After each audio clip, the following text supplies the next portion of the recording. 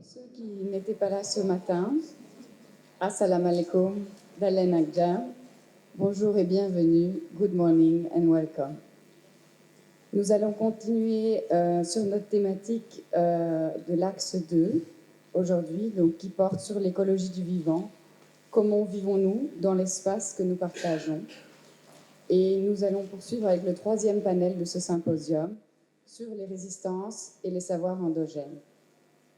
Ce panel explore les savoirs minorisés et les pratiques ancestrales pour proposer des alternatives au système extractiviste moderne.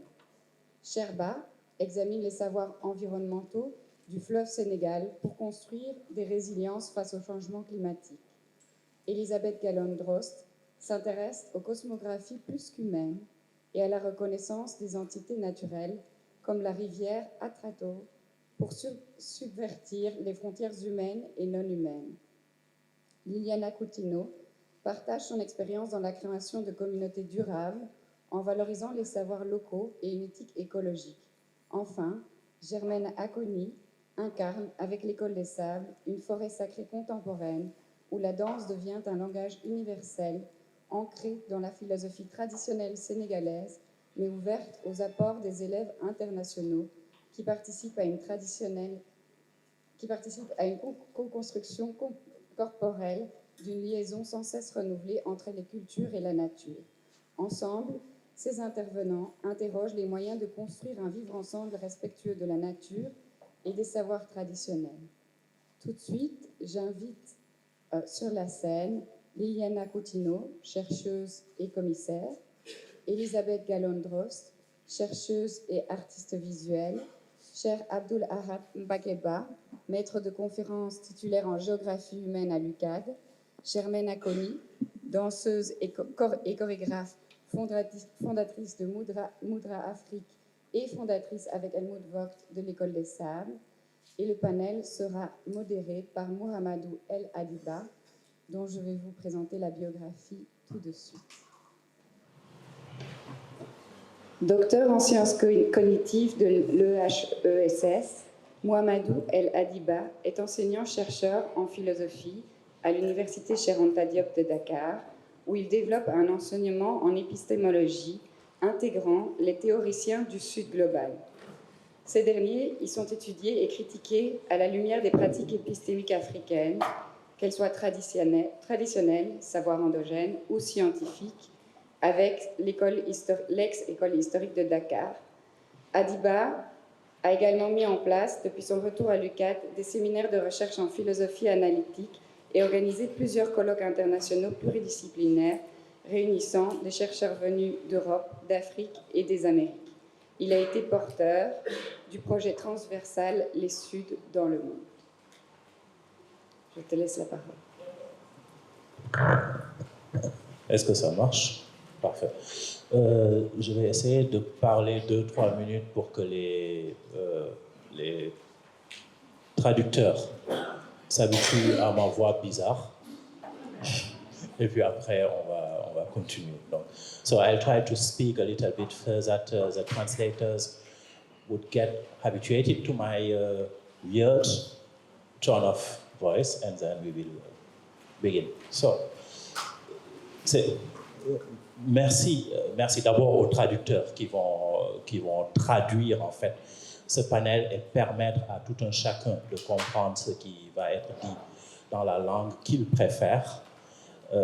Merci à Raw Material de me faire l'honneur de me demander de modérer ce panel. C'est un honneur et un plaisir dont je vais abuser, mais je vais essayer de ne pas trop parler, de ne pas du tout parler d'ailleurs, et de distribuer la parole et éventuellement d'organiser la discussion en cas de besoin. Ce que je vous propose, c'est que Germaine Aconi parle en premier, oui, et après quoi, normalement, elle parle, et puis après, elle va faire un short film. Il y aura un short film qui va être diffusé. Après, je vais donner la parole à Liliana, à Cher, puis à Isabelle. Germaine, vous avez la parole. Avant que vous ne parliez, l'année dernière, il faut vraiment que je raconte ça. L'année dernière, j'étais en Géorgie pour donner une conférence. Oui, je sais. Et en philo. Et dans le département de philo, il y avait quelqu'un qui venait d'Allemagne de l'Est, un ancien philosophe qui venait d'Allemagne de l'Est et qui a toujours vécu en Géorgie. Et quand on a discuté, que je lui ai dit que je venais du Sénégal, il m'a dit que son épouse, qui est professeure à Stanford, a fait un stage avec vous. Donc, vous êtes la seule personne du Sénégal qui est connue dans ce département de philosophie-là. Donc, c'est un honneur vraiment de modérer ce panel et je voulais le dire pour montrer ce que vous représentiez pour le pays. Madame.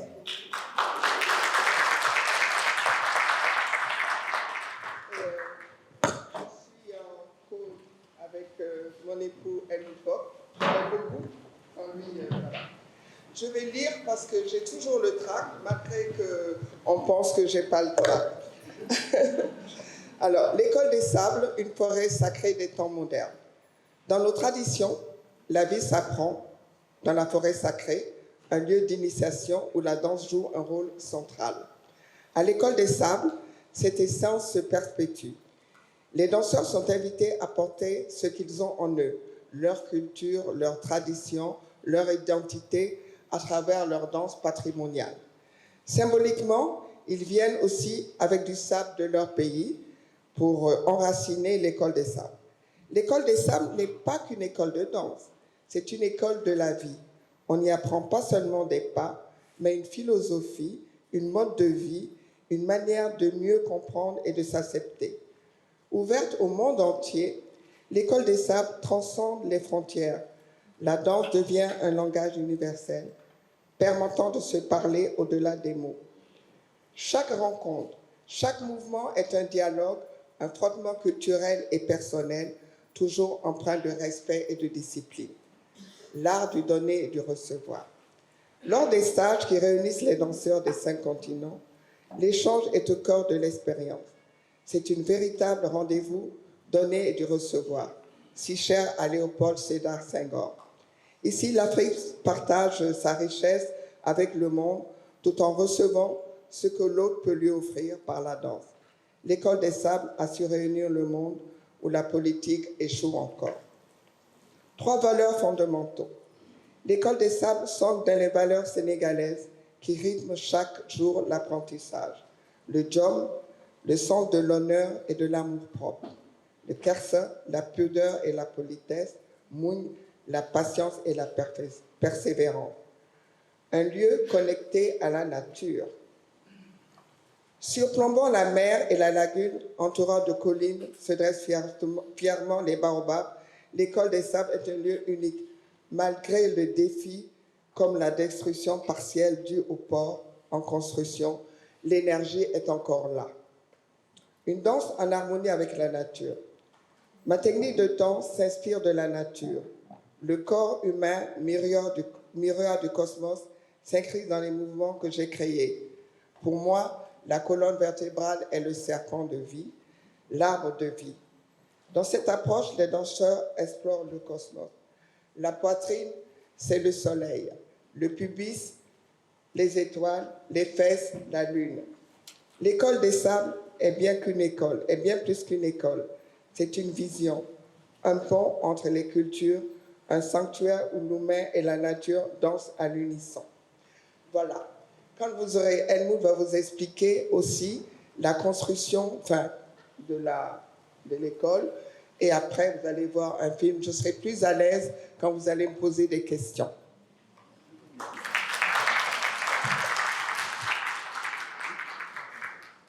Quand on a imaginé de créer ce lieu, l'école des sables, c'était très clair que ce devrait être un lieu qui est en relation avec le travail de Germaine.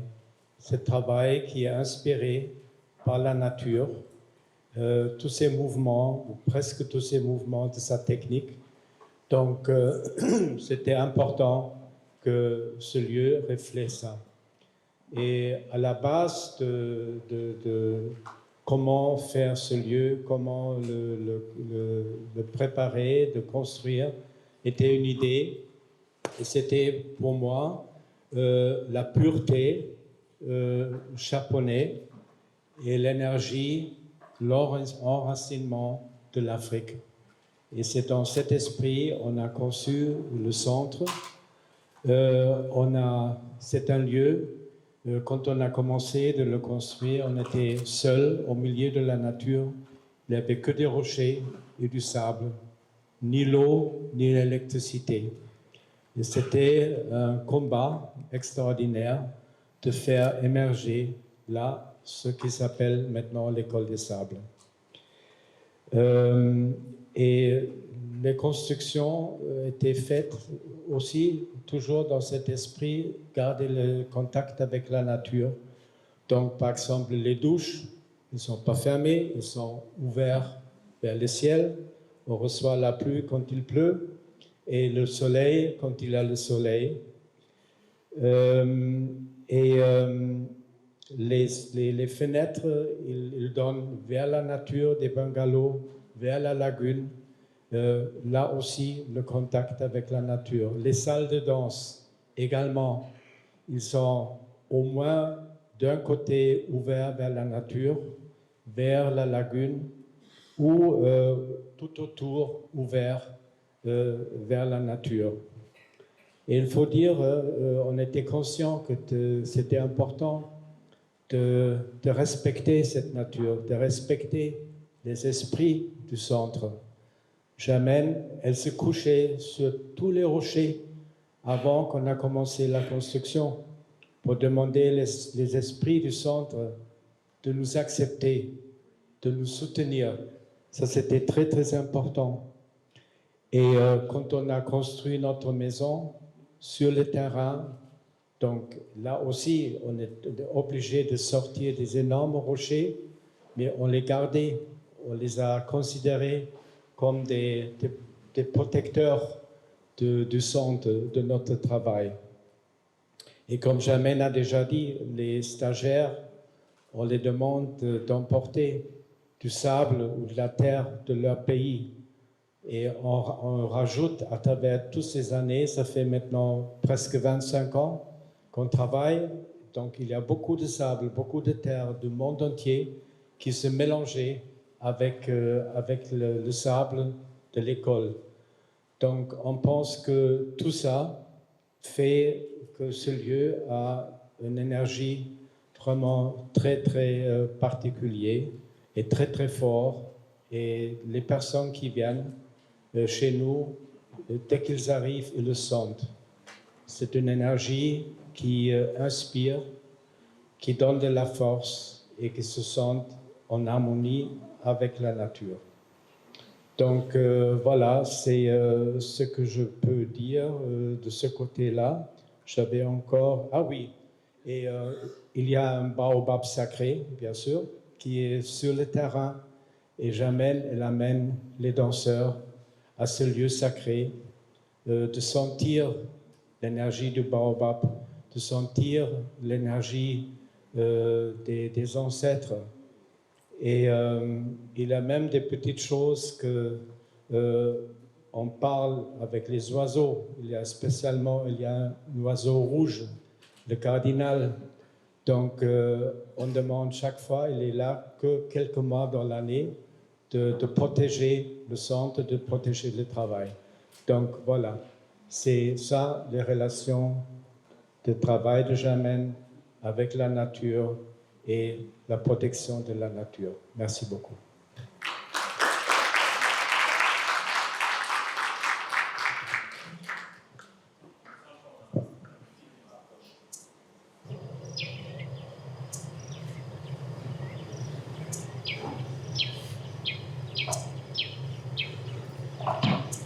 Dans les temps anciens, pour devenir homme ou femme, dans le sens du terme, passait par l'initiation de la forêt sacrée. Il y avait le maître de tambour et à travers la danse, l'initiation se passait. Et dans la forêt sacrée, on apprenait aussi la vie. Et à travers cette initiation, à travers la danse, à travers le rythme, on apprenait les sciences, l'histoire, la géographie. Par exemple, quand on rencontrait un serpent, le maître donnait une leçon sur la morsure du serpent. Ma grand-mère était une prêtresse vaudou qui initiait les jeunes filles dans la forêt sacrée, dans le temple. Transposer moderne. Moudra Afrique, pour moi, représentait d'abord la forêt sacrée des temps modernes. Puis, puisqu'une idée ne meurt jamais et que Moudra Afrique a fermé ses portes, j'ai rencontré Helmut Forte, qui est mon mari, et avec lui, nous avons mené cette grande aventure de l'école des sables, qui reçoit des stagiaires de toute l'Afrique, francophones, lusophones, anglophones, qui vivent 3 mois ensemble. Il y a une aventure architecturale parce que je crois que c'est 2 rêves qui se sont rencontrés. Elle, aimant l'architecture, a voulu mettre dans un écran ce que c'est que ma danse moderne. Et donc, deux rêves sont rencontrés, et je pense que le Nord et le Sud, quand ils se rencontrent, un Européen et une Africaine, qui a un respect de la culture de l'un de l'autre, nous arrivons à faire de grandes choses. Des choses que les hommes politiques ne sont pas arrivés à faire une Afrique unie par la danse pour bâtir l'Afrique de demain. Et c'est cela pour moi que c'est la forêt sacrée des temps modernes. Parce qu'il faut se baser sur les racines, pas pour reculer, mais pour avancer. Nous invitons des professeurs africains, internationaux, pour leur donner cet enseignement de la danse dont ils ont besoin, pour élargir leur vocabulaire corporel, élargir leur vocabulaire des temps modernes, pour transcrire à travers leur corps leurs sentiments d'aujourd'hui.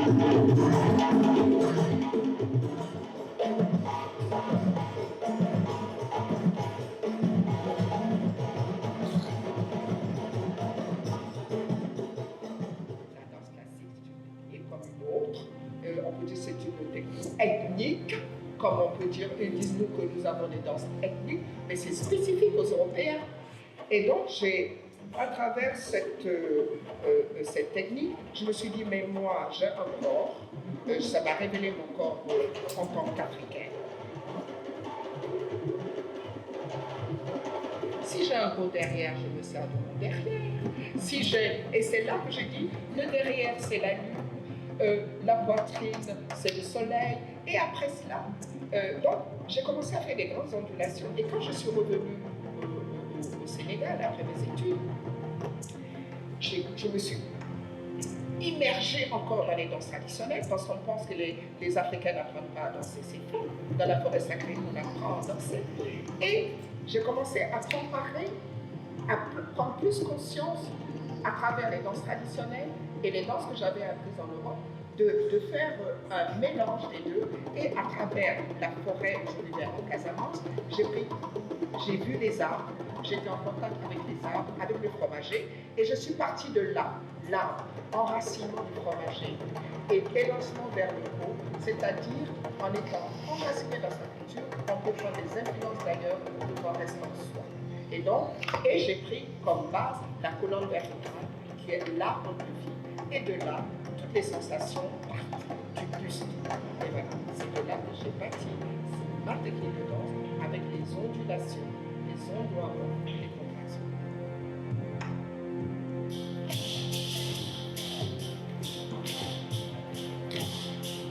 Cette vibration du buste élargit et donne la vie. Moi, je pense que à travers mon travail, je donne la vie. Je me donne la vie. À travers la nature, parce qu'on est en contact permanent avec la nature. Et je rejoins là la tradition où les danses africaines sont en dialogue permanent avec le cosmos. Donc, je ne romps pas le lien. Je suis en connexion avec le passé, le présent et l'avenir. Maintenant, les jeunes que nous formons ont leur base traditionnelle ou patrimoniale. Il faut qu'ils l'intègrent et c'est cette danse qu'ils échangent. C'est une base de données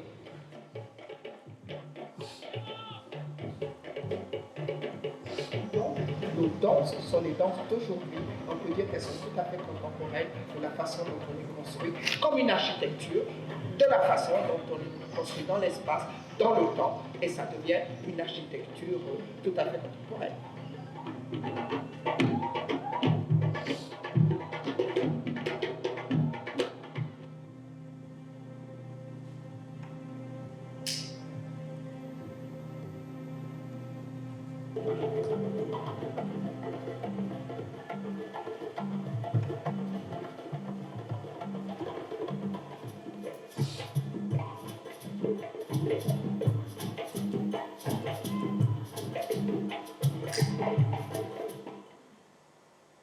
Relationship. It's like they do movement and you guys respond.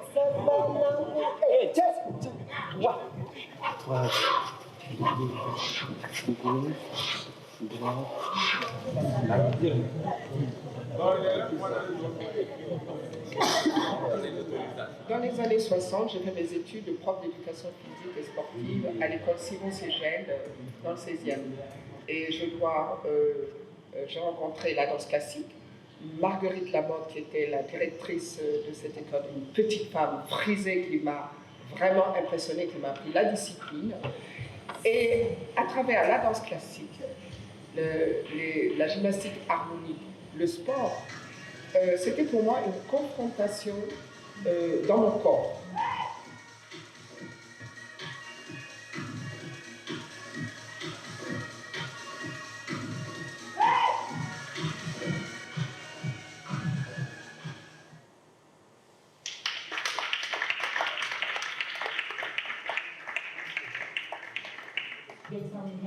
Je voudrais dire que la culture est un lien et une base de développement durable.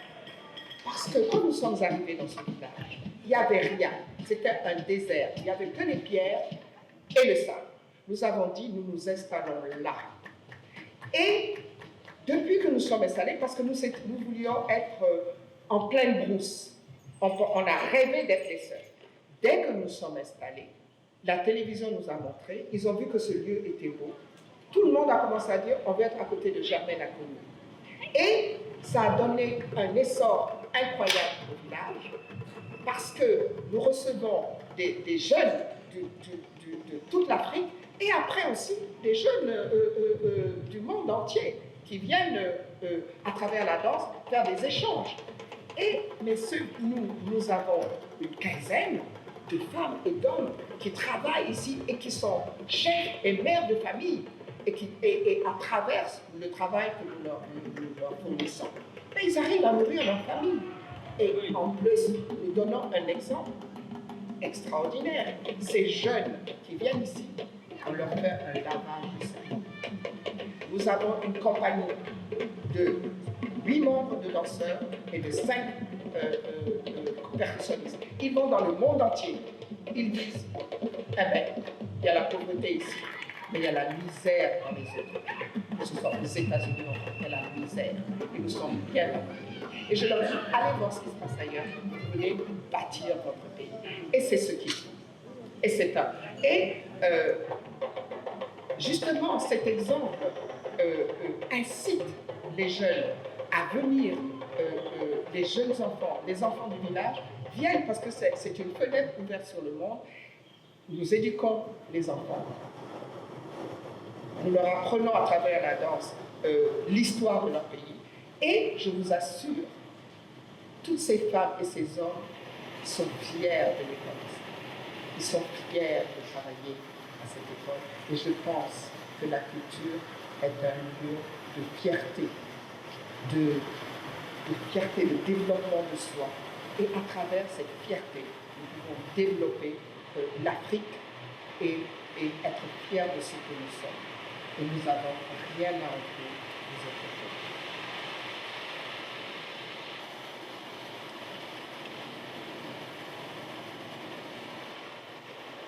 pays. Nous recevons des danseurs de l'Afrique et nous l'avons ouvert aux danseurs du monde. Et ce qui est extraordinaire, c'est quand ces jeunes danseurs de toutes techniques, qu'ils soient noirs, blancs, verts ou jaunes, se posent la question qui nous sommes. Et je leur dis qui vous êtes, mais vous êtes ce que vous voulez devenir, parce qu'ils disent ici une école de la vie pour vous retrouver, pour être ensemble, pour main dans la main, développer l'avenir, qu'il n'y ait plus ce cloisonnement de la danse hip-hop, de la danse classique, de la danse contemporaine, que ce soit la danse, la bonne danse.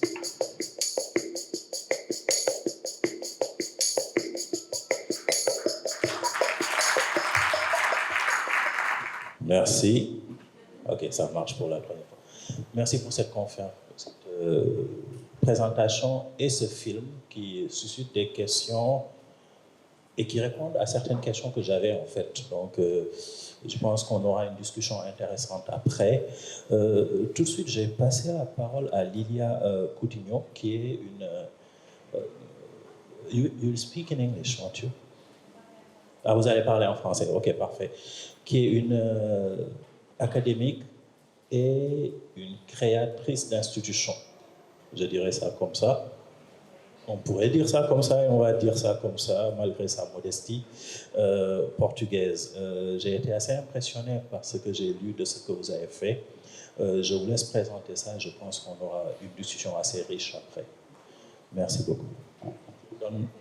Ok, parfait. Bonjour.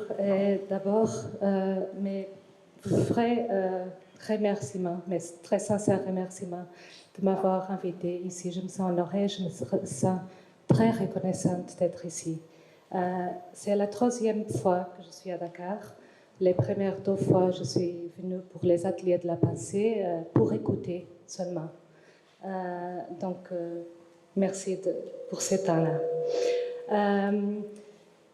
Moi, je fais plein de choses, mais une de mes travaux, c'est faire je suis programmatrice, curator, je travaille dans le domaine des arts en général, mais aussi beaucoup dans le domaine des prises de parole. J'organise des moments comme celui-là, donc j'organise des débats, des conférences, et j'ai une longue collaboration avec des institutions au Portugal.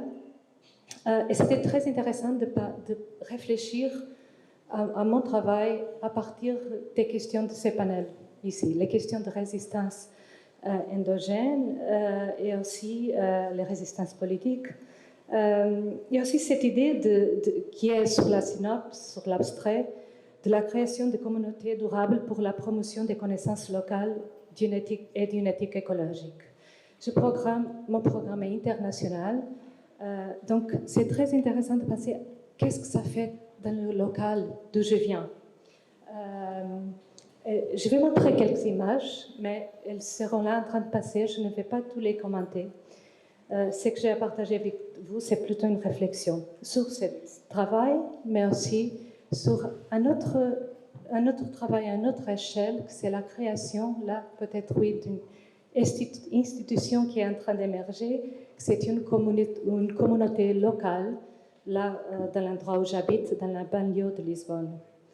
Donc je vais lire, peut-être je vais, si c'est possible, de passer comme ça les images seulement. C'est quelques images de travail que je suis en train de faire, passé, futur.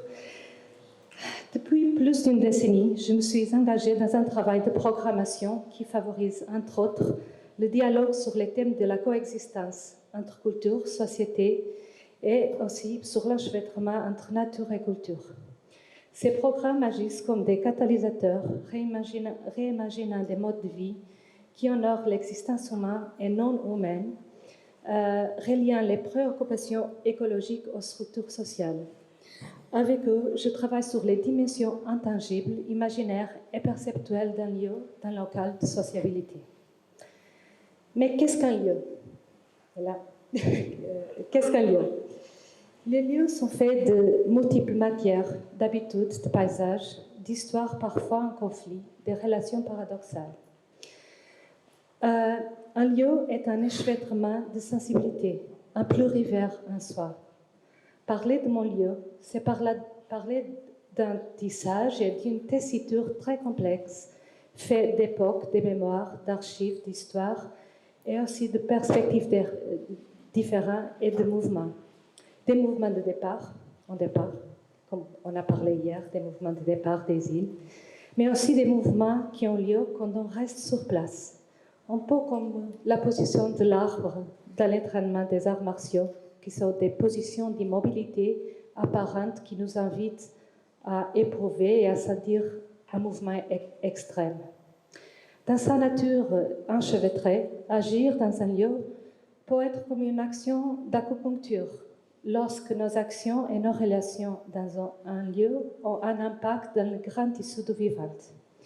Ainsi, la distinction entre ce qui est le local et endogène et ce qui appartient à l'ensemble de la Terre et de notre écosystème, pour ne pas utiliser le mot global que je n'aime pas trop, s'efface, puisque nous avons affaire à une entité vivante avec laquelle une relation d'extractivisme blessante qui vise un soi-disant développement est une relation très appauvrie, car cette entité Terre nous invite surtout à l'enveloppement. Et après, je veux dire d'où j'ai appris ça, cette différence entre développement et enveloppement, que j'ai écouté de Sonia Guajajara, une politicienne indigène du Brésil. De ce lieu d'où je viens, il y a une blessure. J'ai parlé ici de cette relation blessante, extractiviste. Et il y a là une blessure dans le lieu où je viens. Et pour vous en parler, je vais vous raconter 2 histoires concernant ma première visite à Dakar, vers 2017. Lorsqu'aux ateliers de la pensée, j'ai fait connaissance de l'écrivain togolais Kossi Efoui, il m'a regardé dans les yeux et demandé, après avoir su d'où je venais, où sont les ruines de la splendeur de votre pays? Une partie de ma réponse a été donnée par le silence. Non pas un silence qui fait taire, mais un silence qui reconnaît l'énormité de cette question et l'impact du splendeur portugais colonial dans les territoires des continents africains et de Abya Yala. L'autre partie de ma réponse était « Et elles sont aussi là dans mon pays, ces ruines ». Quand on casse les liens avec la terre, quand on entame une relation d'extractivisme envers les autres humains et tout ce qui est de vivant dans l'écosystème que nous partageons et qui nous soutient aussi, nous bloquons également la possibilité de nous respecter à nous-mêmes. Nous bloquons notre amour-propre. C'est ainsi que les ruines sont bâties, pas seulement ailleurs, mais à l'intérieur même de nous. Notre passé et encore présent était marqué par une longue histoire de déprédation. L'évolution vers de nouvelles manières d'appartenir et d'habiter le monde exigera également une réflexion et une traversée sensible de la reconnaissance de cette blessure du lieu. Une reconnaissance de l'étrange, des espaces et des temps désorientés, perturbateurs, parfois même ressentis comme violents. Exigera regarder les blessures et les ruines en face, pas pour simplement les garder en mémoire ou les oublier, mais pour qu'elles deviennent de la matière avec laquelle nouvelles formes éthiques de compréhension et de relations peuvent émerger. L'ignorance et l'enchevêtrement de l'histoire du lieu dont j'ai un rapport d'endogénéité, ainsi que la reconnaissance de l'énorme blessure créée par l'impact de la vaste et violente histoire coloniale de mon pays dans différentes régions de la Terre, ont été ce qui nous a guidés, parce que c'est un travail collectif en effet, lorsque nous avons préparé par exemple un grand débat sur les cultures indigènes de Abya Yala. Ça c'est l'affiche.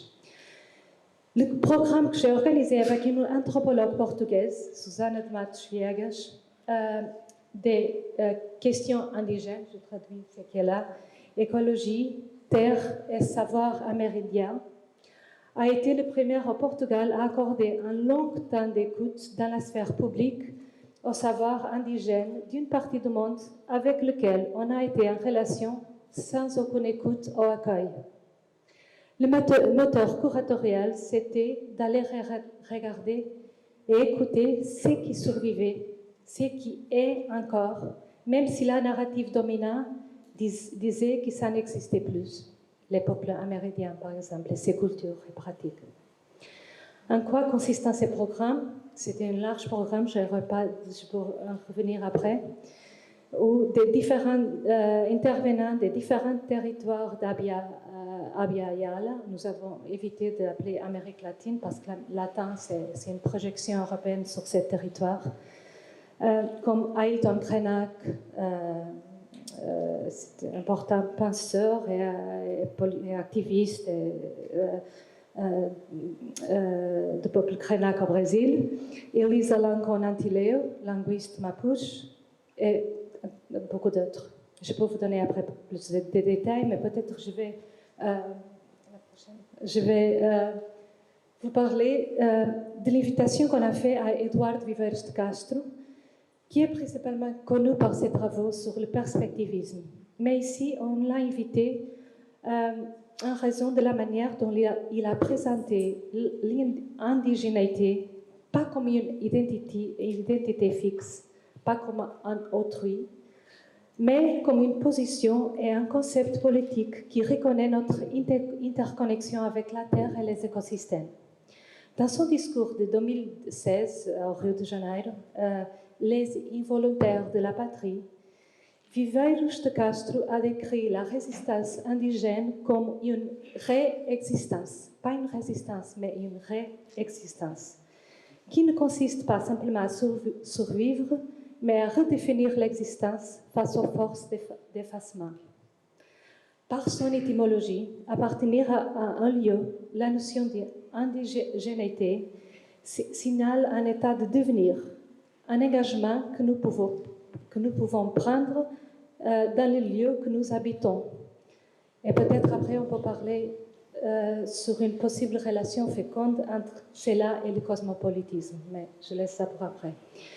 Défiant la trajectoire occidentale bien connue des ruptures des liens avec la terre et les locaux. J'ai presque envie d'égager ici sur comment cela est lié à l'histoire, à son violent effacement des femmes.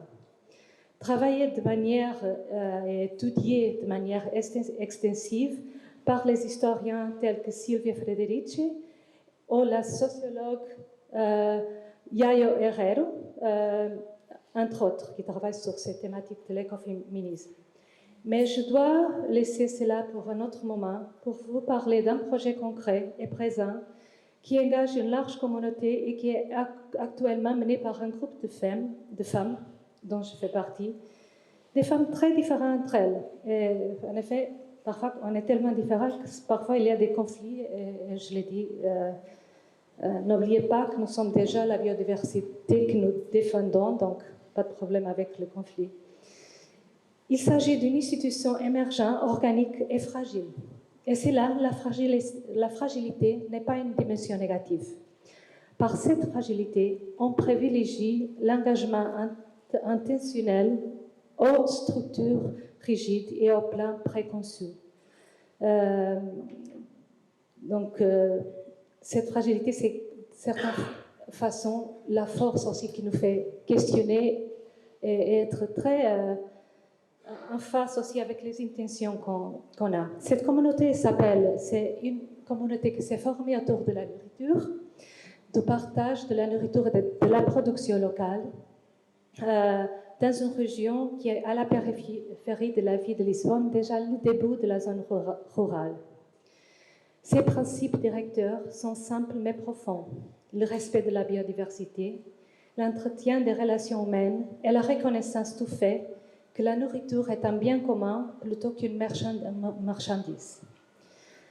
Grâce à des initiatives telles qu'un marché alimentaire mensuel, une banque de graines traditionnelles, et là on suit un peu ce mouvement mondial qui a été un peu lancé par Vandana Shiva, des programmes éducatifs. Là, il y a quelques images des élèves d'une école. Et là, cette image, c'est lors d'un de ces marchés. À la fin, on a fait un échange de plantes et de graines. Et ce sont des graines qu'on ne trouve pas sur les marchés. Il y a des gardiens de graines traditionnels. Donc, peut-être le prochain, merci.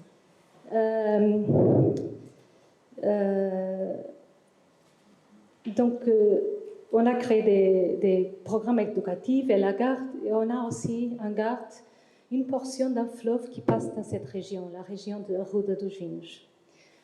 Cette communauté, Comunidade do Alimento de Arruda e Arredores, illustre comment les projets de base peuvent promouvoir la participation civique, la viabilité écologique et la cohésion sociale. Certaines de nos actions impliquent de se réapproprier des gestes plus anciens de soins de la terre, plein de potentiel futur, non pas comme un moyen de revenir arrière, mais comme un moyen d'habiter le présent d'une manière qui permet au futur de devenir. Cette communauté, telle qu'elle est maintenant, est partie d'un rêve collectif. Et quand je parle de rêve, je suis pas en train de... c'est pas une métaphore.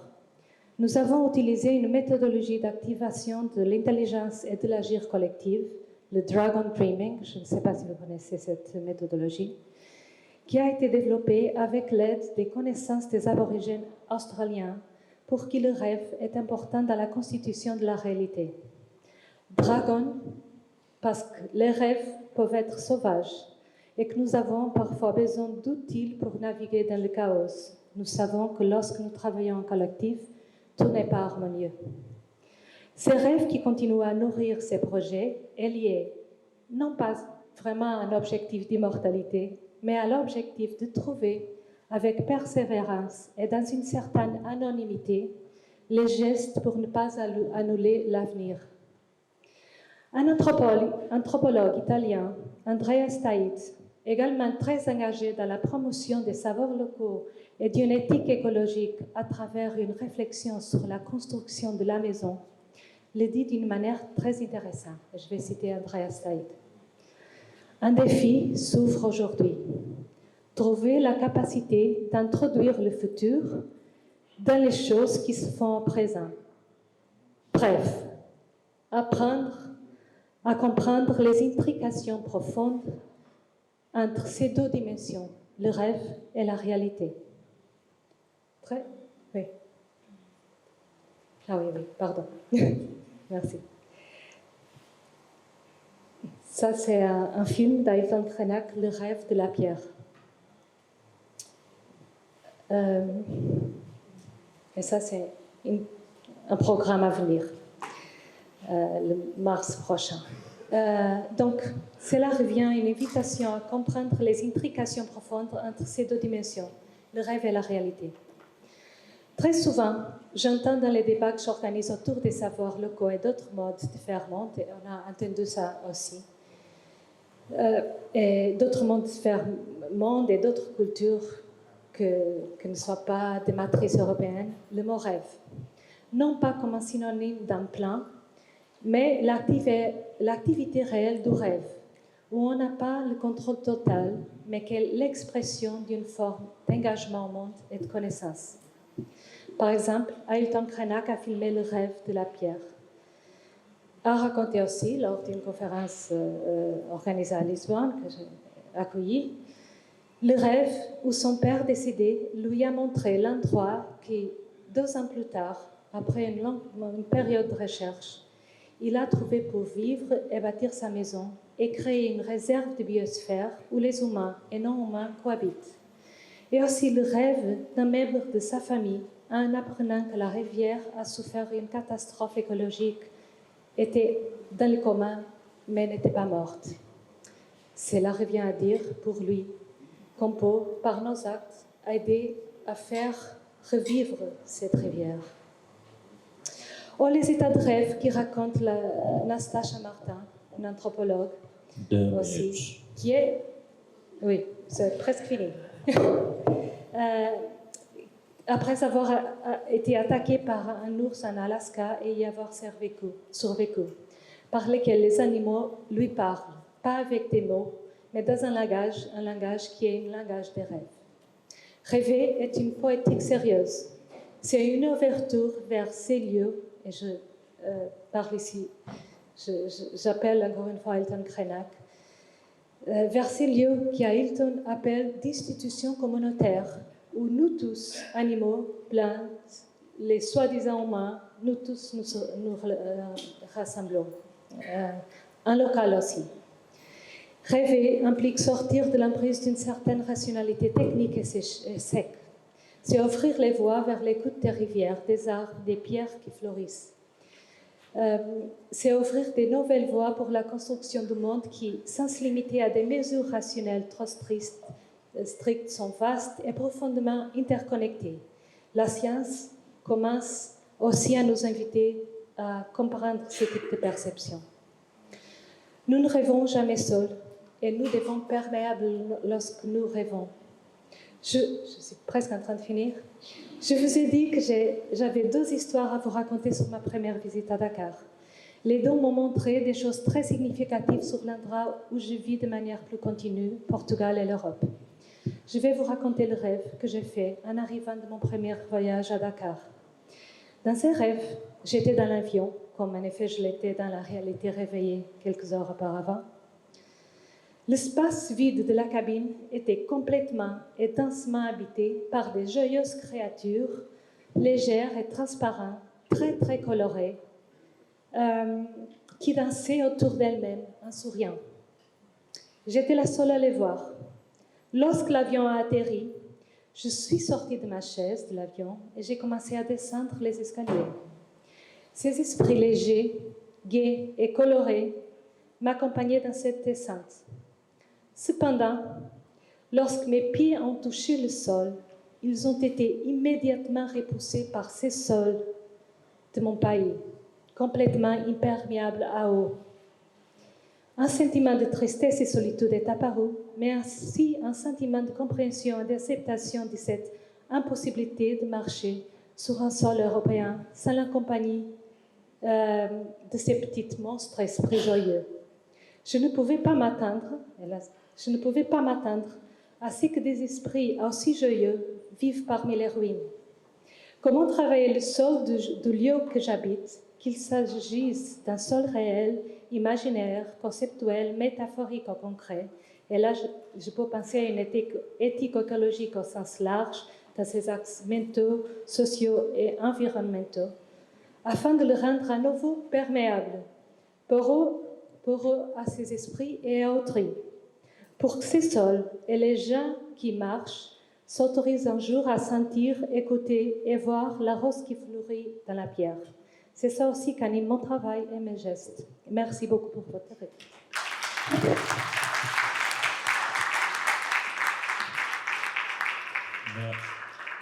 Merci infiniment. Je ne vais pas vous dire que vous avez dépassé le temps que je vous avais imparti. Ce n'est pas des choses à dire à un autre, n'est-ce pas? Non, c'était très intéressant et je pense qu'on aura une bonne discussion. Et une chose qui me marque tout de suite, je pense, qui est arrivée en passant et sur laquelle vous n'avez pas insisté, c'est sur le fait que tout lieu est un plurivers. Je pense que je jette ça là. Ah, ok, c'est mieux comme ça. Ok, parfait. Et je donne tout de suite la parole à Cher. Cher est un géographe qui sert à l'Institut de géographie, de gouvernance territoriale et des politiques publiques du Sénégal, de l'Université Cheikh Anta Diop de Dakar. Et vous attendriez à ce que ce soit la gouvernance dans toute sa splendeur. Et Cher n'est pas ce type de géographe-là. Et ça donne beaucoup d'espoir de voir quelqu'un qui sert dans cet institut-là avoir la sorte d'approche qu'il va nous présenter ici. C'est une réflexion sur le rapport des populations du fleuve Sénégal à l'eau. Cher, vous avez la parole. Bonjour à tous et à toutes. Avant de commencer mon propos, je pense que je vais remercier ici le professeur Felwine Sarr, qui a dirigé nos travaux de thèse et qui ne cesse de nous suivre et de veiller sur nous jusqu'à ce que nous soyons aujourd'hui à l'UCAD pour enseigner. Énorme gratitude à Felwine Sarr.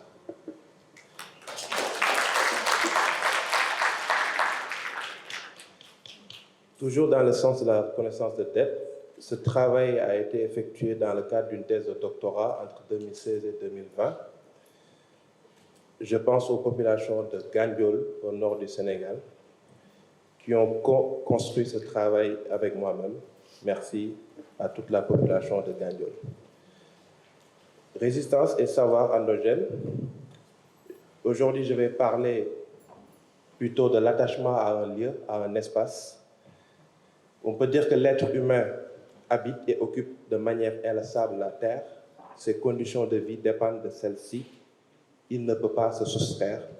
De sa naissance jusqu'à sa mort, il construit sans cesse son habitat, ce que nous, les géographes, appelons l'écoumène, c'est-à-dire une maisonnée avec un ensemble d'individus et de biens. Par habitat, il ne faut pas se limiter simplement au logement, mais plutôt à l'ensemble des espaces interreliés de vie d'un individu, d'un groupe quelconque et des espèces. Habiter nécessite des conditions sociales, culturelles, économiques, écologiques, politiques et spirituelles. Ce qu'on peut nommer l'habitabilité, qui, tout comme l'habitation et l'habitat,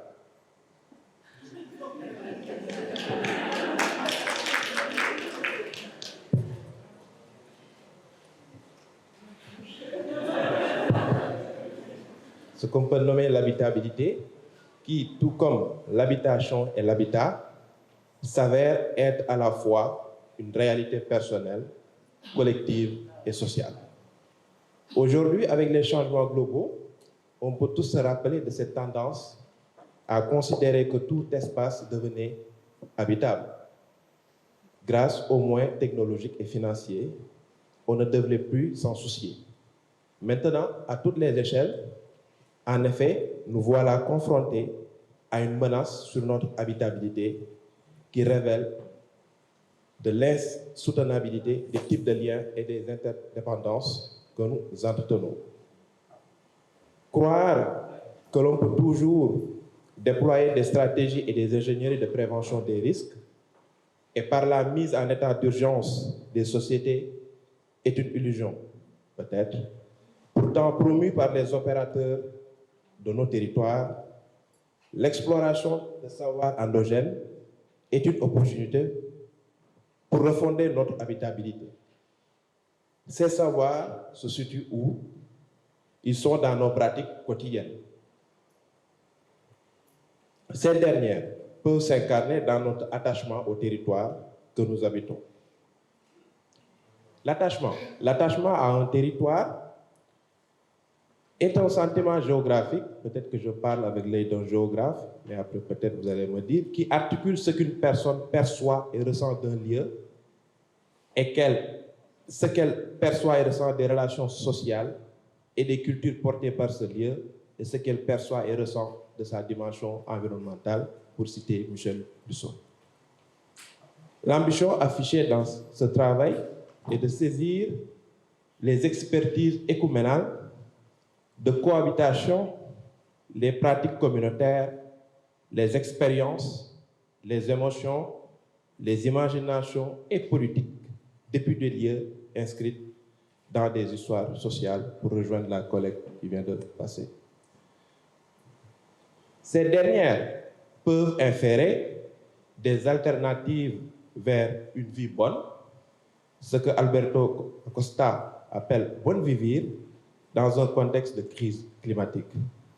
C'est dans ce sillage que ce travail de thèse, toujours dans une continuité, s'intéresse à la force de l'attachement. Dans les dynamiques écologiques, il interroge comment les individus tiennent à un espace, à un paysage, à un lieu, à un territoire et aux formes de vie habitantes. Comment sortir de l'imagination dominante de la mondialité? Il s'agit de se demander tout simplement comment les pratiques quotidiennes et sociales permettent la production et l'échange de ressources, voire de compétences nécessaires à l'action collective sur des questions écologiques. Je vais mener cette exploration depuis une scène publique. Une scène publique ou une arène publique, c'est plutôt un contexte de controverse, des controverses qui peut lier ou qui peut opposer des acteurs de la société civile et l'État. Et cette scène d'altération se déroule depuis l'estuaire du fleuve Sénégal. Rappelons-nous, en 2003, une brèche a été ouverte sur un cordon de sable qui séparait la mer et l'océan et le fleuve, autant pour moi. Et c'était un aménagement considéré comme précipité. Et en quelque sorte, il y avait une opposition des résistances endogènes. Et je citerai quelques acteurs de terrain qui avaient livré leur version sur cet aménagement. Je cite, de manière encodée, un informateur qui disait « En 2003, on ne nous a rien demandé. On voulait s'organiser avant l'ouverture de la brèche dans 33 villages autour de l'embouchure du fleuve Sénégal. Nous étions en train de réfléchir sur une possible inondation de certains marigots desséchés à cause de la sécheresse. Mais le pouvoir central, ses experts, ses collaborateurs, par exemple l'Organisation pour la mise en valeur du fleuve Sénégal, et les services déconcentrés, par exemple la direction de l'environnement, à l'échelle locale, ne proposaient pas un cadre de dialogue pour le partage des savoirs, des visions et des connaissances sur la gestion des aléas hydroclimatiques. Ils disaient même, ils ne reconnaissent pas notre savoir, car il n'est pas scientifique ou rationnel. Nous ne pouvons pas donner notre avis, malheureusement, et pourtant nous sommes les plus exposés et vulnérables. Ensuite, nous avons des connaissances pas forcément scientifiques, mais opératoires, car on vit la situation au jour le jour dans un apprentissage par expérience. Un deuxième exemple, un autre informateur disait, nous sommes en mesure de cartographier les sites de l'estuaire du fleuve Sénégal, vulnérables face aux inondations répétées. Toujours la mémoire du risque. Une fois ces zones sont identifiées, nous pouvons travailler avec le pouvoir central et l'ensemble des services déconcentrés pour mieux préparer et articuler le dispositif de riposte contre les aléas naturels dans un contexte de changement climatique. Deuxième exemple. Troisième exemple, l'interlocuteur disait, il est tout à fait possible d'identifier et de classer les différents déversoirs naturels d'eau dans l'estuaire du fleuve Sénégal. Ces derniers sont nécessaires pour évacuer le trop-plein du fleuve pendant la saison des pluies. Certains déversoirs se sont même asséchés. Ils sont repérables avec l'accompagnement des services déconcentrés et autorités locales compétentes. Nous pouvons mettre en place un atlas des déversoirs du fleuve Sénégal. On comprend que dans cette analyse ou ces expériences ou même en même temps des suggestions, il y a une série ou en tout cas des savoirs et imaginaires environnementaux qu'on peut bien mobiliser afin de dépasser les limites des représentations modernes portées par les experts du développement, parce que le canal de délestage, comme on l'appelle, qui a été ouvert sur la langue de Barbarie, ce cordon de sable, a été l'œuvre des opérateurs du territoire dont je parlais tout à l'heure. Ceci peut bien inspirer en fait des résiliences fortes, bénéficiant à la majorité des parties prenantes impliquées dans un contexte de changement globaux. Pour finir, j'explore une nouvelle perspective de recherche, c'est-à-dire habiter les lieux par le rythme et l'improvisation. C'est ce que j'essaie de comprendre. Et je dis comprendre les phénomènes par les rythmes a de quoi séduire aujourd'hui la pensée en aménagement, dont parlait hier notre collègue Sénaé. Les phénomènes deviennent des objets connaissables, c'est-à-dire c'est de l'ordre. L'aménagement dans une perspective de l'ordre bien établi, c'est du ressort de la planification. Muni d'une administration de la preuve, la prévision, c'est comme la météo, il faut apporter des preuves. Pour peu qu'on puisse en connaître les modalités de production, les rythmes constituent aussi un outil d'intervention ayant parfois un pouvoir de vie ou de mort. Dans ces conditions, l'improvisation représente peut-être leur contraire. En tout cas, ce qui résiste la part d'insaisissable, peut-être d'inconnaissable. Et en cela, subversif du phénomène étudié. Lorsqu'elle représente l'action aménagiste, l'improvisation en incarne l'échec. Nous proposons de l'aborder en convoquant la notion d'improvisation d'Olivier Soubeyran, Cette figure désormais à la mode inspirée de la musique, où elle est généralement définie comme le processus par lequel le musicien improvisateur crée ou produit une œuvre musicale spontanée, imaginaire ou ex nihilo, en se servant de sa créativité dans l'instant, de son savoir technique et théorique et parfois aussi du hasard. Pour dire que dans un contexte de changement climatique, au lieu d'établir un ordre, peut-être on devrait établir le contact, le sensoriel et l'écoute pour mieux comprendre le rythme qui habite un lieu, comme l'estuaire du fleuve Sénégal, comprendre le pic du rythme et voir à quel moment on peut improviser depuis sa créativité pour apporter une solution. Lorsqu'elle est l'expression du fonctionnement de ce qu'on n'arrive pas à mettre en ordre, l'improvisation représente l'ignorance, mais aussi la méfiance que l'on a vis-à-vis du phénomène. Pour conclure avec ce petit paragraphe, par ces temps de crise et de menaces aussi multiples que profondes, qui nous poussent à déconstruire nos évidences, on ne peut pas se poser la question et si c'était le contraire. Et c'est le cas de l'aménagement.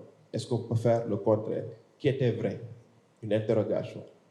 Nous pouvons finalement explorer une piste en passant au jazz, je ne sais pas peut-être, où rythme et improvisation sont dans un tout autre rapport. Je vous remercie.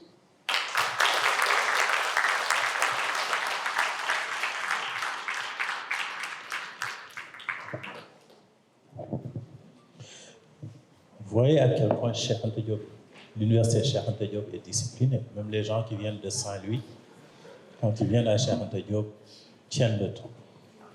So, it's your turn. Yeah.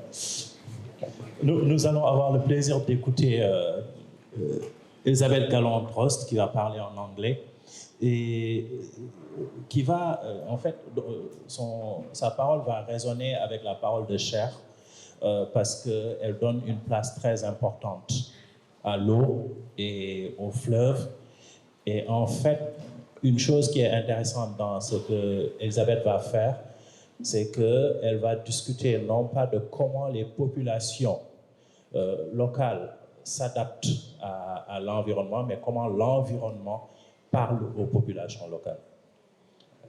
I suppose you have your translation on and you understood whatever I said. I was just saying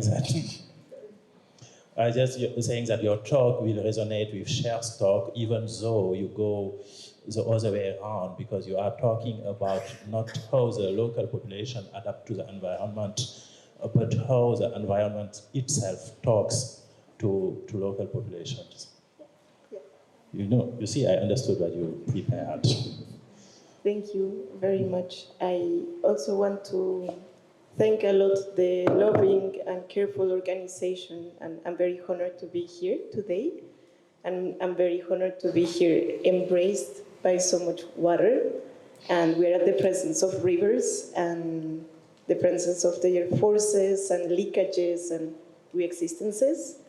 So, yeah, also thank you very much for this and for your listening. In Colombia and in many places, there is a saying that is, cuando el río suena, piedras lleva.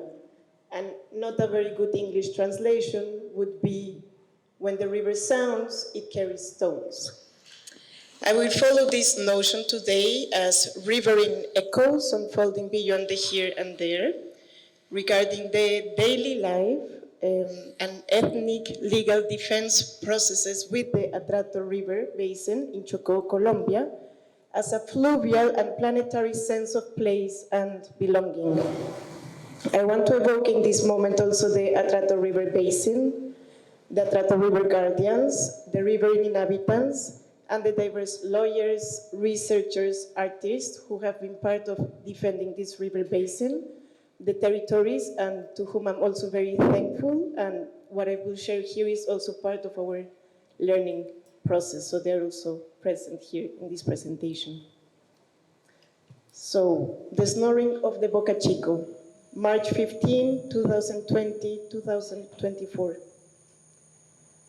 Do you see the change in the color of the water? Do you mind waiting just for a minute? Vous avez des problèmes avec la traduction? C'est bon? Merci. Remercions encore une fois les traducteurs. The snoring of the Boca Chico. Do you see the change in the color of the water? The guardian of the Atrato, Bernardo, points out as we navigate in his boat through the Quito River. We are right at the point where the waters of the Quito River meets those of the Atrato River, which flows into the Caribbean Sea. Against the current, through the waters of the Atrato, the Quito River, and other tributaries, we could reach the San Juan River, which flows into the Pacific Ocean. From the Northern Sea to the Southern Sea, crossing rivers of gold, which many still seek. Where the Atrato River encounters with the Caribbean Sea, here and there, is where the violent conquest of the mainland of what is known as America started. It was not only about the chance to arrive to the Southern Sea, but about El Dorado, about Goddess Dabeiba Temple, made entirely out of gold, about the metallurgical knowledges and techniques of the Chocoes indigenous communities, and where the extractive zone in the Pacific coast of Colombia in the beginning of the 16th century is promulgated. It is then that a long-standing criminal mining process with the forced displacement and enslavement of humans brought from the west coast of the African continent, from Guinea, Cabo Verde, Angola, Congo, begins. Extracting gold and organizing in their free time in these aquatories is how they gained their freedom back. It rained heavily overnight, which is why we can enter the Quito River, present here. Otherwise, the engine would be damaged by the driftwood and sediment. The waters of the Quito River have been murky for decades, with mud, due to the soil stirred up by the dragons that extract gold grains from the river day and night. It's Sunday at 7 in the morning, and we are heading to see the reforestation efforts near Paimado, where Bernardino lives. In the dry season, when it doesn't rain, the main channel of the Quito River dries up because the river tries to feed all the artificial branches open to accommodate the dragons. The miners take advantage of the dry river to bring in their machines by land. But if there is no water in the river, they can't mine either. In the end, we all depend on the river's water here and there. A few minutes after starting our journey upstream, we come across traces of dismembered dragons. Locally, the dragons are scrap metal assemblies used to create machines for criminal gold extraction with the help of mercury and cyanide, seeking greater efficiency in extracting gold. That's what they think. They are part of what is now called toxitourism. Further ahead, we encounter the dragons at work. How can we forget their roar? The rising gold prices over the past years are setting the pace of life in this basin, and with this, disputes over gold trafficking routes and territorial control by narcos, guerrilla, and paramilitary groups increased, forcing violent displacements of the inhabitants, this being reinforced by structural racism and a negligent Colombian state, which sees this biodiversity hotspot, the Chocó, as wasteland or a fallow land, and those nature reservoirs for extraction. Bernardino points out that the river is a labyrinth. It's becoming increasingly difficult to read its waters. As we get closer to Paimado, there are long stretches with extensive sandbanks along the shores. On these mountains of sediment, there are structures made out of wood with roofs of black and green plastic bags. Some trees grow among the sediment. Those are the acacia trees the miners planted as part of reforestation projects in 2016. Now, some paramilitaries sleep under the acacias. The acacias are not native and don't form rainforests. as are the criminal miners that come from Brazil and other places. It's the river himself that has been replanting the basin as seeds travel with the waters, the rain, and the winds. At the beginning of 2023, together with 66 women from Paimado, they started a pilot reforestation project on land devastated by criminal mining. They included fruit-bearing, timber, and medicinal trees that have been their ancestral companions, but became endangered due to mining and mass deforestation. The birds are once again nesting in the goron trees. There are aquatic plants that absorb heavy metals, allies in the process. With the rainforest they are planting, which include jarumo trees, they also aim for the phytoremediation of the territory rivers, as these trees have the ability to absorb mercury from the atmosphere and the sediments, transporting it through their vascular tissue to their stems and leaves. It is March, the Subienda. Fisherwomen go out in their champas to dance with the waters. Along the Quito River, in some stretches, the Boca Chico has begun to snore again. This river fish that promises abundant food, the same fish that, due to the amount of mercury in its body, raised alarms about the poisoning of life in Chocó. Its snoring is always a sign related to the river's health in this basin. This journey with the Quito River has been undertaken by journalists, researchers, and members of NGOs, as it is one of the rivers suffering and bearing witness to criminal gold mining activities, the dragons and their ghosts.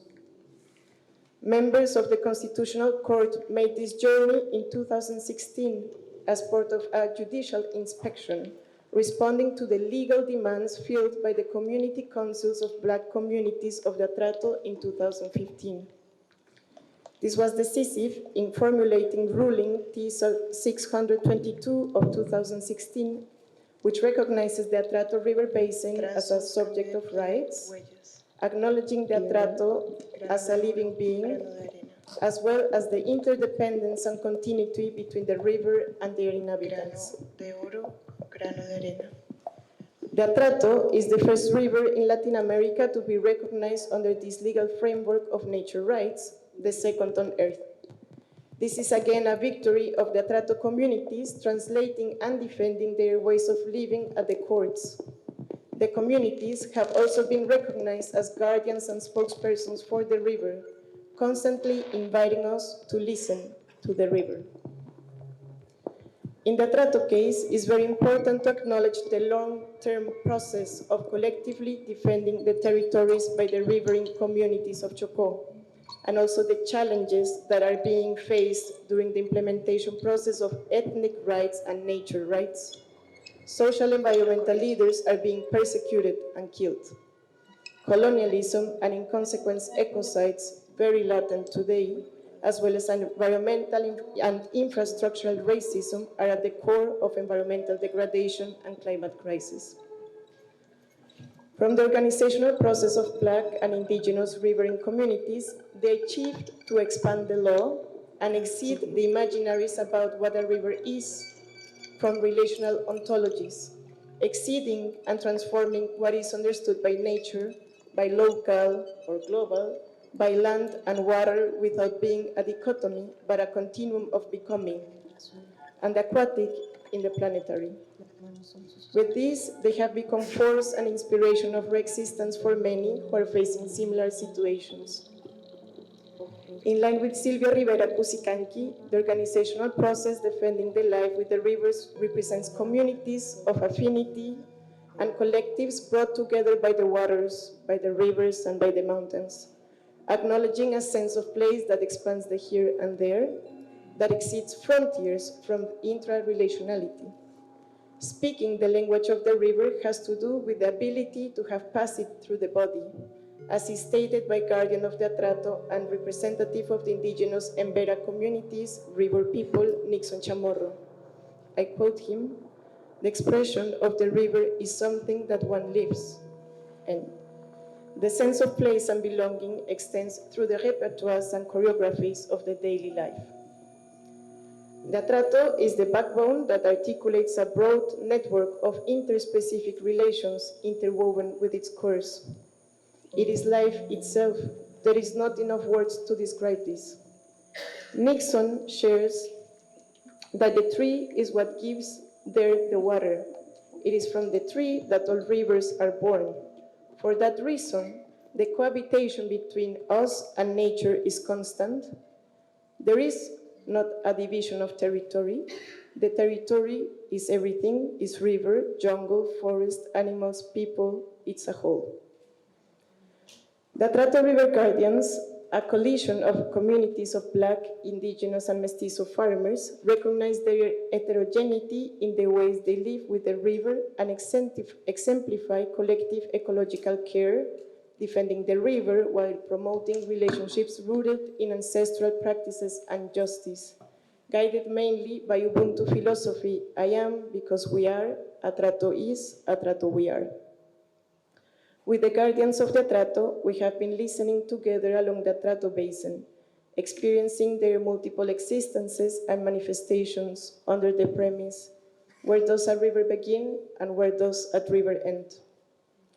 This visual sonic essay, as well as the research process Voicing Rivers, is a way to attune with and be part of the polyphonic chorus of the river and feralities and fluvial echoes of the rocks reflourishing, vibrant entanglements of past and futures within and beyond the Atrato, exceeding the river as a line dividing a map or as a frontier, and acknowledging the river as a weaver. But rather than defining what the Atrato is, the navigations with the Atrato opens possibilities for listening otherwise and becoming with. To auscultate the Atrato through its multiple existences and through the upstream migration of the Boca Chico fish, marked by its characteristic snoring, honors the river's persistence, fertility, and abundance against the currents of ecocides. It's a gesture of amplification of the daily existences and the river's multiple becomings and possibilities, articulating an aquatic sense of place that extends beyond the here and there.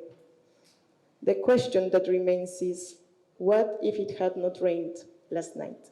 Thank you.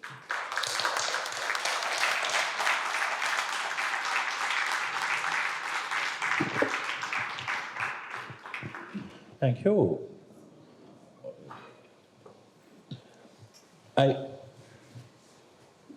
Thank you for this very inspiring, interesting talk.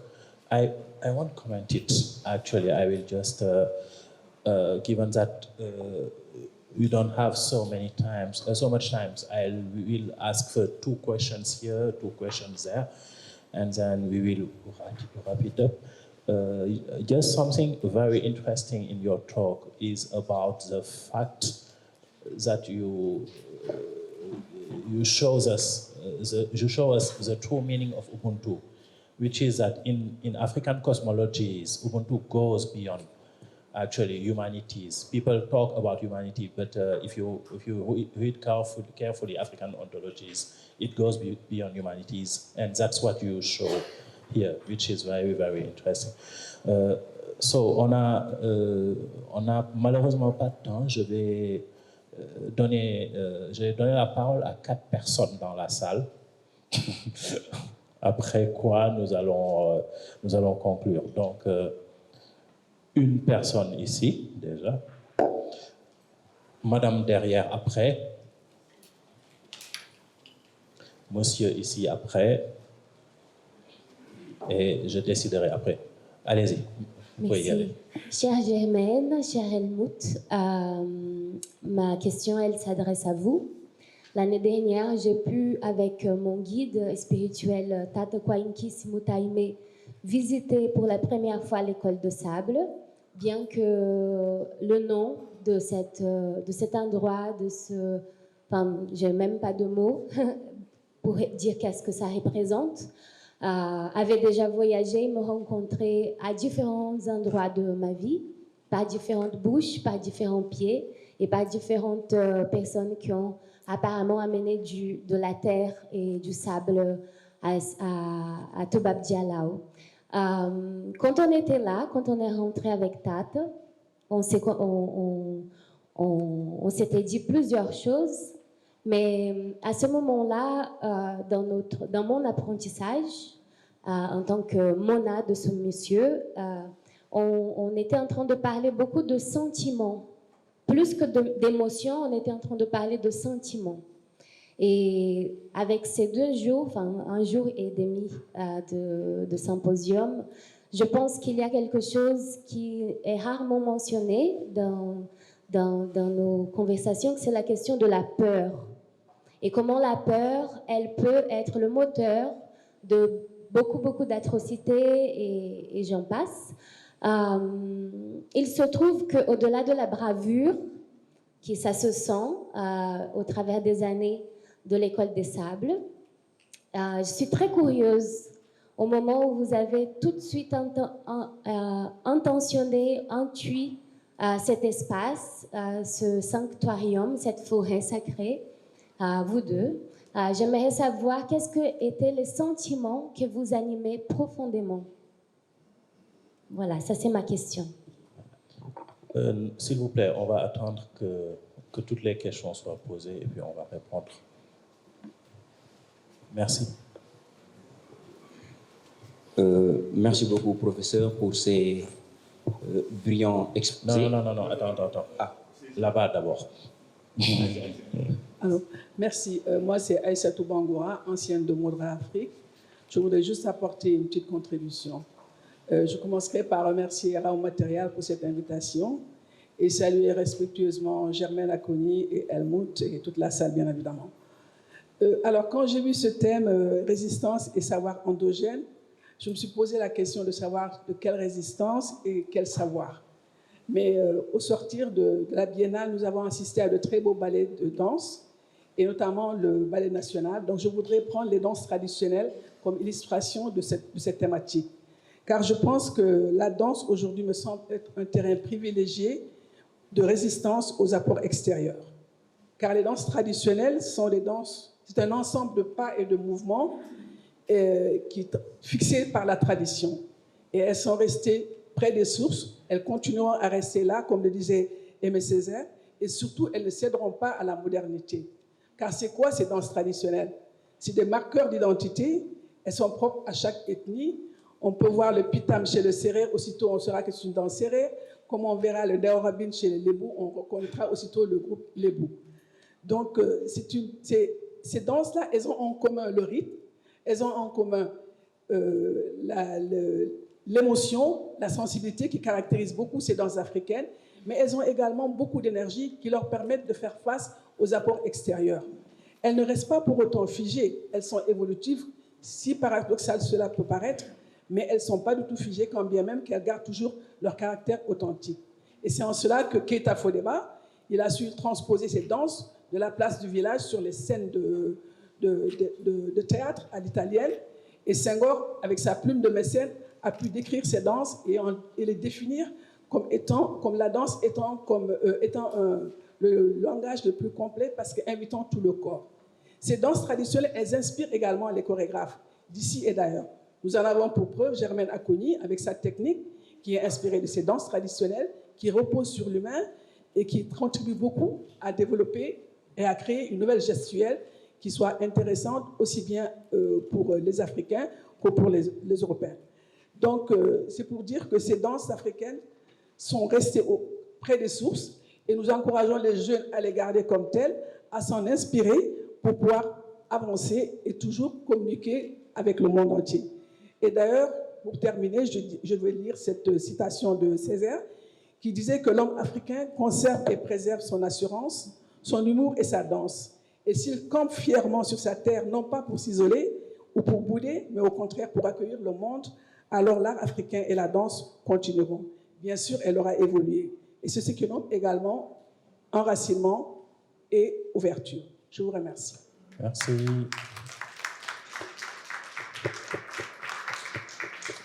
Maintenant, vous pouvez y aller. Merci beaucoup. Tout d'abord, je commence par remercier ces professeurs pour les brillants exposés qu'ils ont eu à nous partager. Alors, ma question concernera peut-être exclusivement M. M. Mbaké. Il a mentionné tantôt... Monsieur Mbaké. Alors, vous avez mentionné tantôt la catastrophe écologique qui s'est passée à Saint-Louis en 2023. Il ne faut pas que nous ayons peur des mots. Et avec toutes les conséquences que cette faille a eues à Saint-Louis et à Gandiol, dès 2008, l'ONU avait déclaré que Saint-Louis était la ville la plus menacée par la montée des eaux en Afrique. Alors, les résultats, nous les connaissons petit à petit. Saint-Louis a commencé à plus souffrir de l'érosion côtière, avec notamment le déplacement de certaines populations à Khariala. Saint-Louis a commencé à souffrir de la salinité qui concurrence les terres agricoles, qui rend la vie difficile aux populations au niveau de Gandiol, mais aussi dans beaucoup d'autres localités que nous avons eu à visiter dernièrement. Et rien que cette année, comme nous le connaissons tous, il y a eu les crues hivernales qui ont vraiment impacté les populations dans la vallée du fleuve Sénégal. Alors, vous parliez des savoirs endogènes que nous avons oubliés en cherchant des solutions pour désengorger cet estuaire à Saint-Louis. Alors, aujourd'hui, comment pouvons-nous intégrer ces savoirs endogènes-là pour lutter contre ces impacts des changements climatiques et améliorer notamment la vie des populations qui sont actuellement impactées? Merci beaucoup. On a un dernier slot et je pense que Pereira veut parler. Désolé, c'est le dernier, elle a levé la main avant vous. Merci beaucoup pour tous ces échanges. J'ai une question très simple pour Elisabeth. Est-ce que tu pourrais aussi partager le travail qui a été fait pour la reconnaissance des droits du fleuve Atrato et comme le processus de reconnaissance de ces droits-là et le rôle de la communauté dans ça? Je vais vous laisser répondre et je pense qu'on va conclure après ça. On commence par Germaine peut-être, ou on commence par Cher. Après, on donne la parole à Germaine et on vient comme ça. Oui.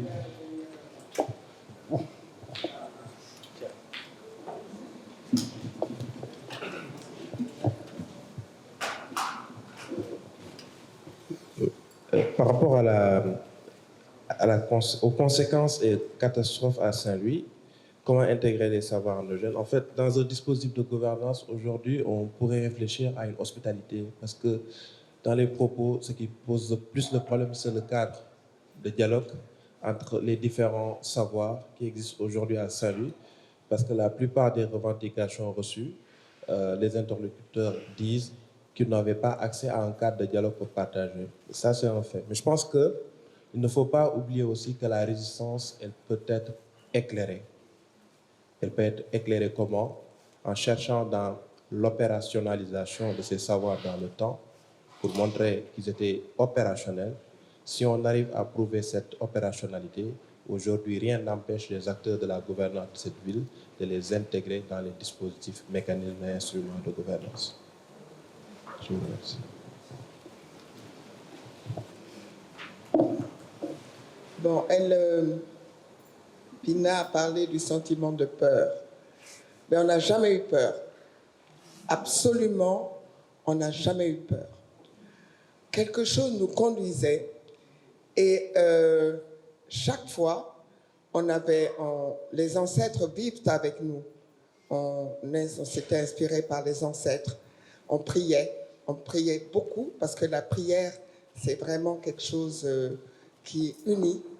D'abord, avant de commencer, on n'avait pas d'argent. Moi, j'étais au Brésil et Helmut était là. J'ai dit, il faut faire une action pour dire que nous devons créer l'école des sables. J'ai rêvé, il me dit, moi aussi, il me semble que j'ai rêvé. Et par comment on dit, on n'avait pas Internet, c'était le ministre on a écrit au ministre de la Culture, on lui a dit qu'on voulait dire qu'on allait créer l'école des sables. Et nous avons invité, on avait des stagiaires du monde entier, on leur a envoyé le message pour dire qu'à 16h du Sénégal, on allait poser la première pierre.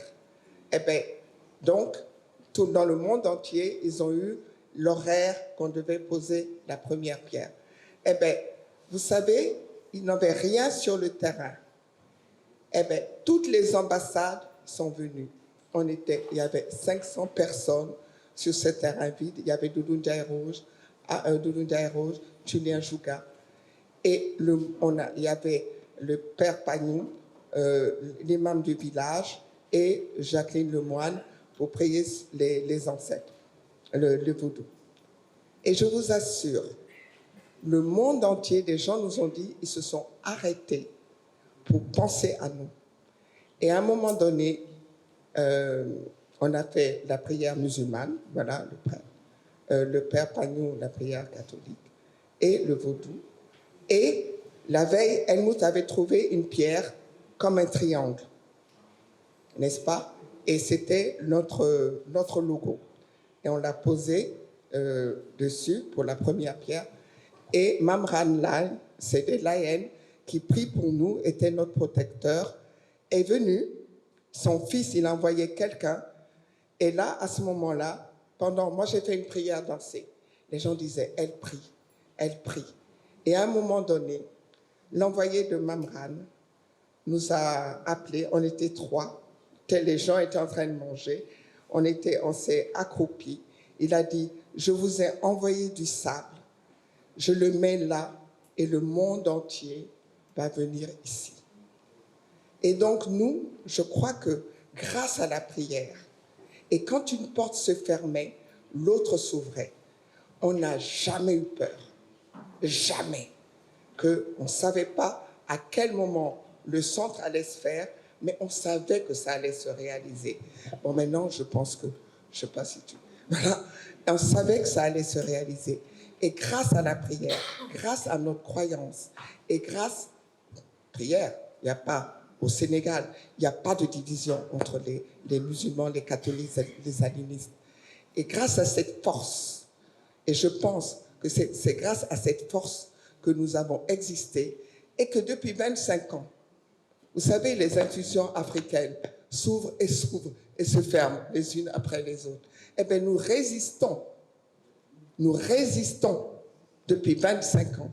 Hélas, on n'a pas eu depuis Senghor est parti, on n'a eu pas de on espère qu'avec le nouveau gouvernement, on va avoir du soutien. Mais voilà, nous n'avons jamais eu peur. Et grâce à la prière, grâce à cette force, grâce à l'énergie du monde entier, nous résistons, nous existons et nous allons continuer à exister.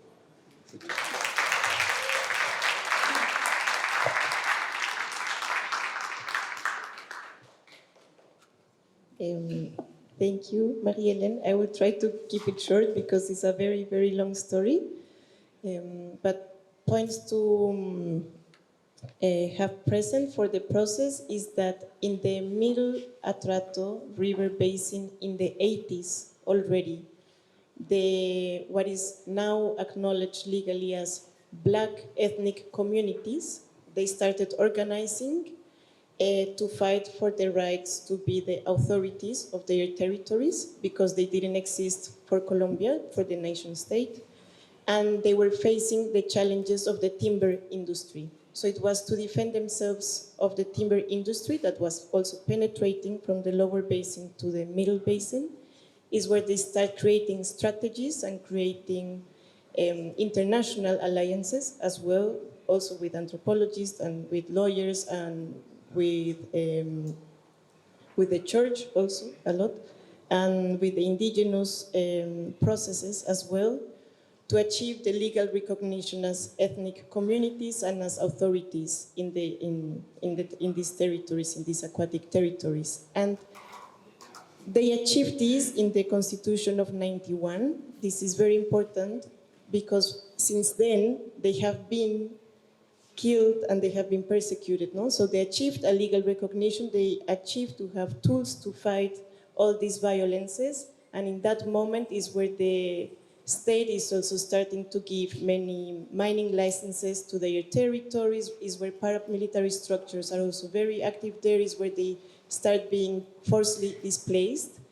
But the process they started in the 80s keeps going, and this is a transgenerational process. So many of the young leaders that were active in the 80s continue their work, continue learning to be lawyers or to start getting all this language to translate themselves into the language of the state. And all these violences increase more and more with the prices of gold.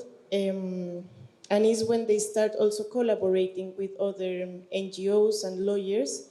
And it's in 2014, they start actually in 2010, tutela actions. This is a legal mechanism that is in the Colombian constitution that civil society has to reclaim rights when the state is negligent or is actually doing, breaking the law, the human rights law. And this is, I think, a topic we had yesterday about, human rights, very beautiful, but for whom? And here they started strategies to show their interdependency and the continuity of what happens to the river, what was shown with the Boca Chico that started disappearing or started to show very high rates of mercury. This was showing, okay, the territory is suffering, is being intoxicated, as well as the humans that live there. And in 2014, in the lower river basin, they are having these, they're having a law school to learn strategies. How can they activate again a tutela action to protect the river and to protect the territory in a way that they don't put themselves in risk, because they are all the time in a conviviality, in an exchange process with these very big narco and drug trafficking and paramilitary structures that work together with the state and work together with the transnational mining organizations. AngloGold Ashanti had gotten many of the legal mining licenses in the Chocó department without asking the legal authorities, the ethnic groups. And in this way, is a woman, a leader, Marelis. She says, okay, so we don't put at risk ourselves and we go as a body with the river. We have to show and document how we are the continuity of the river and vice versa. So they started to create a strategy that was acknowledging the whole river basin. This was a strategy. It was not in purpose, it happened. It was the same strategy that was also activated in the 80s. And it was a way not to be signaling them directly, the paramilitaries or the mining companies, but to try to get an answer that was covering the whole river basin so they could protect their lives and continue working. And that's how they re-articulate the social organizations of mestizo, of indigenous, and of black communities from the whole river basin. From the upper river basin is mostly mestizo farmers who hadn't worked so much with black and indigenous communities, who had already a lot of experience negotiating and fighting in the legal framework with the state. And this is how they manage that they document a lot. They show movies, they do the dances, they bring the songs, they bring the poetry. That's the way they find to translate all their relational ontologies to the language of the courts and the state. And in that moment is the first time actually that a court visits, does a judicial inspection, and is the video I show you.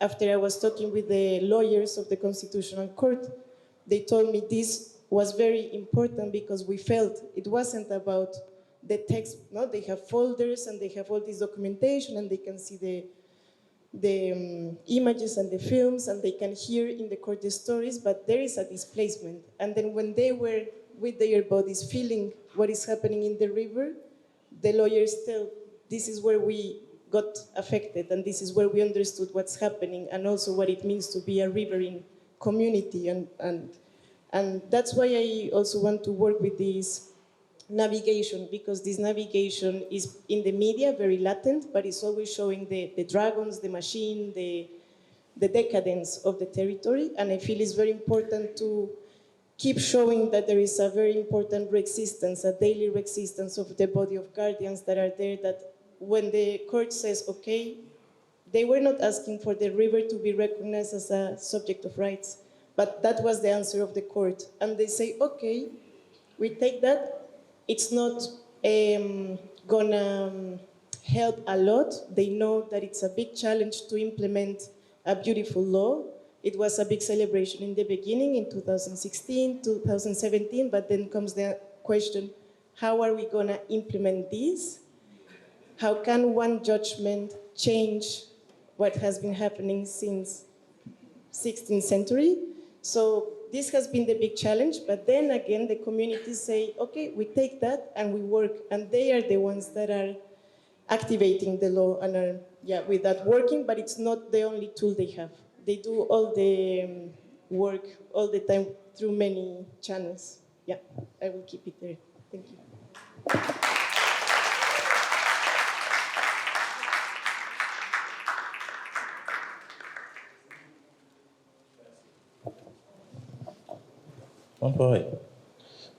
Merci beaucoup. Ceci est très frustrant pour moi, en fait. J'avais des choses très intéressantes à dire, j'avais préparé mes questions, j'avais préparé plein de choses, mais si je commence à parler, on ne va pas déjeuner, et si on ne déjeune pas, le CRR Felwine va me tuer.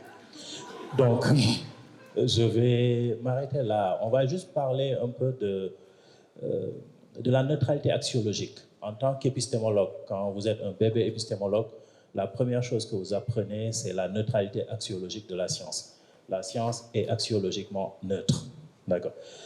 Et puis après, plus vous vieillissez, plus vous vous rendez compte que oui, la science est axiologiquement neutre, mais elle est tournée souvent vers une idéologie qui est extractiviste. Parce que cette idéologie extractiviste-là donne les moyens de financer la science. Et en fait, vous vous rendez compte que le savoir lui-même est construit.